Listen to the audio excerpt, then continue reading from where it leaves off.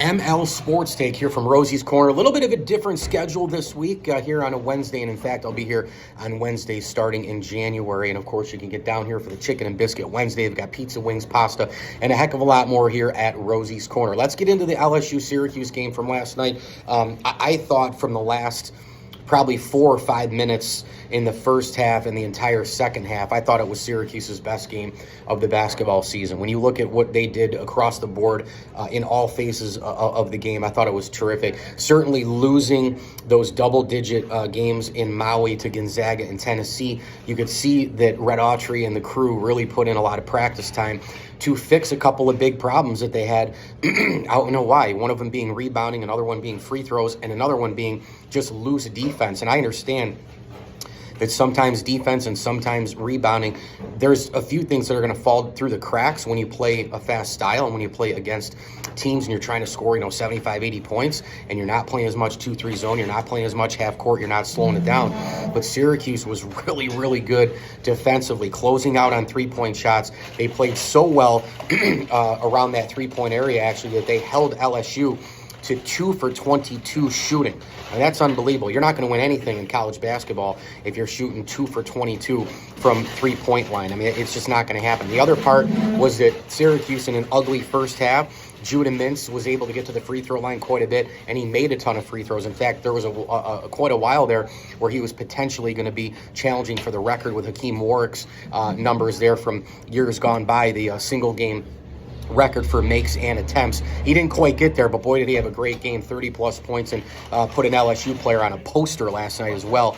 And then, obviously, the defense I mentioned, guarding the three and then the free throws, the rebounding was unbelievable. I mean, Syracuse in the first half really was slow to get going. They were getting out-rebounded like crazy. At one point, I think I handed a stat to Kevin Brown when I was working the game for ESPN. It was something like a 2-1. I think it was about 22-11 or 21-10, somewhere in that range. And then again, last couple of minutes of the first half into the second, Syracuse locked down on the boards. I mean, Chris Bell and McLeod and everybody. Taylor was getting in there. The guards were pinching. It was tremendous. And I think they only allowed one offensive rebound for LSU in the second half and out-rebounded them big time in the second half total. So, again, those three things, the loosey-goosey defense, the free throws, and the rebounding that suffered against Gonzaga and Tennessee, those things improved the last 4 or 5 minutes of the first half, and then in the second half, Syracuse was completely flawless. Now, I've said it all year. I said it in the preseason. You're going to get Judah Mintz all year. As long as he stays healthy, this guy is too good to probably have an off game. If he does have an off game, I doubt he's going to have a couple in a row. This guy is a mega player. If he plays like that, they can beat anybody on the schedule. He's an unbelievable talent.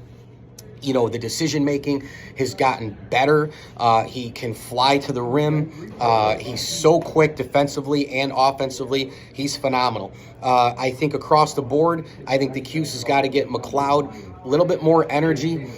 He's got to start running the floor a little bit better. I don't like really the way he gets back on defense. I saw some laziness out of him last night. But I'm a big fan of Taylor. Obviously, Judah Mintz, big fan. They got to get J.J. Starling going at this point. I don't know where he's been. Last night, he was completely clueless in the offense and lost his man on defense several times. But I'll tell you the guy who I think is the ultimate X factor on the Syracuse basketball team, and that is Chris Bell. This guy was draining three-pointers last night. He was flawless in terms of moving without the basketball to get open. He can shoot it up over people. He can shoot it in people's faces. He is the X factor of this team. When he's making those kind of shots and he is blanketing players on defense, this team is completely different. I'm telling you, when they go on these big runs, and by the way, speaking of runs, how about the individual 8-0 run by Judah Mintz? That wasn't even a team run in that game last night. That was an 8-0 run just by Mintz. That was something else. But when you look at Chris Bell and you look at his back and forth game on both ends of the floor, I think this guy is the X factor. And I noted it in the beginning of the year. If Copeland, Bell, Taylor, Benny Williams, that group of players, if you can get 2 or 3 guys out of, and even a McLeod you can throw in there, but he's a newcomer, but out of the group of those players, if you can get 2 or 3 of those guys to take a major step forward this year, it's very simple. Syracuse is a tournament team to me.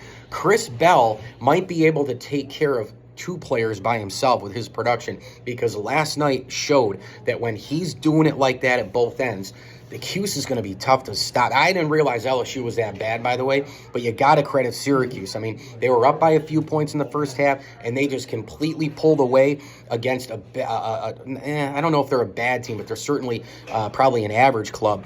I was just really impressed with the three things that clearly they needed to correct in Maui. Remember, they were in those games. There's a lot of people in the fan base, and I've already hammered on you, that think that Syracuse should have won those games in Maui, or they're disappointed. They played two Final Four contenders in Maui. This is a new group. This is a young team.